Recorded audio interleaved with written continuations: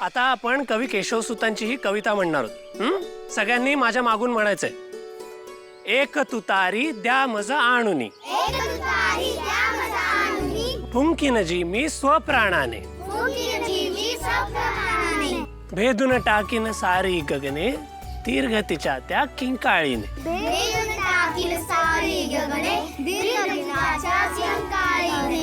आता आपण या कवितेचा अर्थ समजून घेऊया सगळे. ठीक आहे, मला सांगा, सगळ्यांना शिकून खूप मोठं व्हायचंय की नाही? ह्या कवितेत सांगतायत की मला एक तुतारी आणून द्या. म्हणजे काय तर मला अभ्यास करू द्या, मला मन लावून अभ्यास करू दे, मला खूप सारं शिक्षण घेऊ दे. मग मी माझ्या जोरावर, मी इतका स्ट्रॉंग आहे की मी माझ्या जोरावर शिकून खूप मोठा होईन. इतका मोठा होईन की माझं डोकं डायरेक्ट आकाशाला टेकेल, आभाळाला टेकेल. त्यासाठी शिक्षण घेणं खूप महत्वाचं आहे. त्यामुळे मला अशी तुतारी आणून द्या की जेणेकरून मी एवढा मोठा होऊ शकेन. फळ्यावर मी ही कविता लिहिली आहे, त्याचं तुम्ही पाठांतर करायचं आणि ती कविता म्हणायची. ठीक आहे, रेडी? 1 2 3.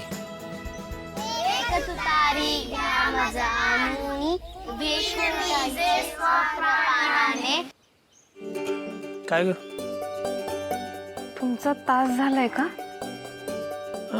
ऑलमोस्ट. का, काय झालं? थोडं बोलायचं होतं. बोल.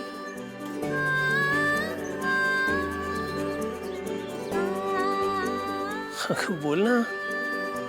ऋषी सर, अहो गावात लय जोरदार तयारी सुरू झाल्या. कशाबद्दल? अहो कमळी विद्यापीठात पहिली आली की नाही, म्हणून गावकऱ्यांनी तिच्या हस्ते पूजा ठेवल्या आणि तिला लय मोठा मान मिळणार आहे. आणि येत्या 1-2 दिवसाचाच मुहूर्त आहे. अरे वा, चांगली गोष्ट आहे. अरे देवा, हे घ्या. ठेव तिकडे ठेव. हा, तू काय म्हणत होतीस? सांगतो. चला की तुम्हाला गाव दाखवतो आमचं. गाव? आत्ता? हा. निंगी, जरा वर्गाकडे लक्ष देशील? हा, होय सर. चल.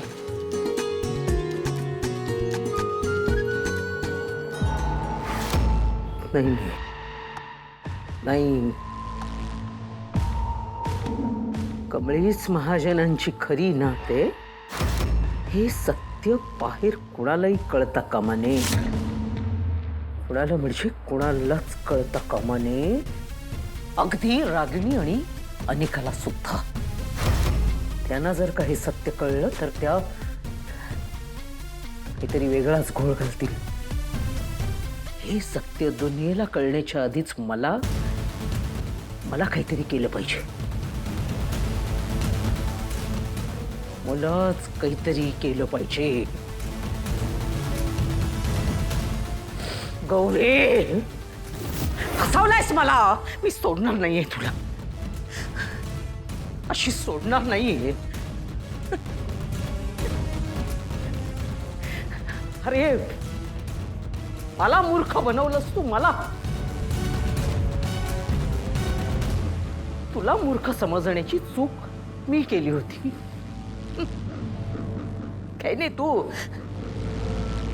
हरणीचं कातडं पांघरलेली कोल्हीण आहेस, कोल्हीण.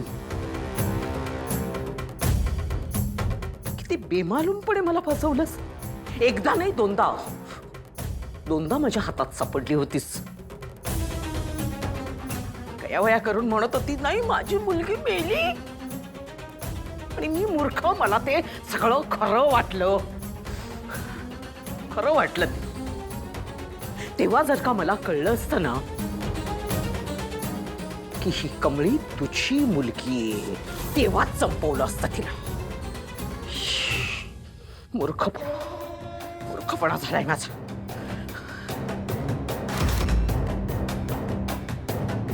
जेव्हा ती खोटी नात बनून या घरात होती तेव्हा केवढा त्रास दिलाय तिने मला.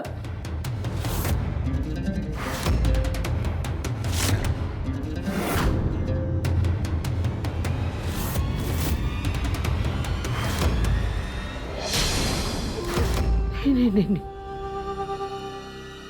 म्हणजे जर का त्या कमळीला खरं कळलं की तीच महाजनांची खरी नाते, तर ती काय काय करेल. ए आई ऐक ना, ती म्हातारी याला दोघींना खाली बोलवतीये. कशासाठी? मला नाही माहिती. चल ना. कामिनी, लगेच खाली ये. ए आई चल ना ग. चल ना.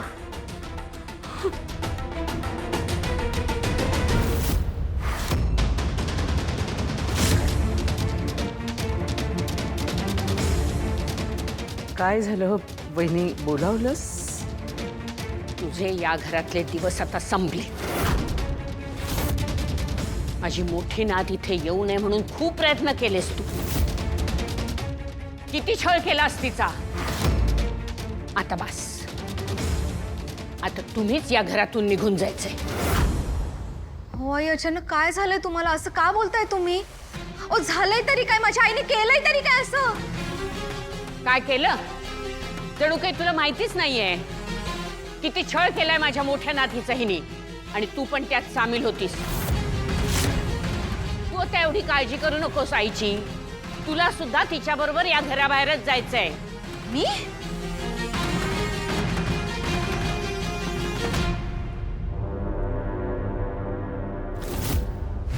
कळलंय आम्हाला. कमळीच माझी खरी मोठी नात आहे. गौरीचा फोन येऊन गेला आत्ताच. तिने आम्हाला सगळं सांगितलंय. आत्या, तू माझ्या गौरीला आणि माझ्या मुलीला जाळून मारण्याचा प्रयत्न केला होतास. अगं माणूस आहेस का जनावर आहेस तू? अजून किती खालच्या पातळीला जाणार आहेस? राजन, आत्ता या क्षणी दोघी चालत्या वा घरातून. माझं चुकलं. मला माफ कर वहिनी. माझं खरंच चुकलंय. नाही, या गोष्टीसाठी माफी नाही आत्या. दोघी या घरातनं बाहेर वा. आउट. वहिनी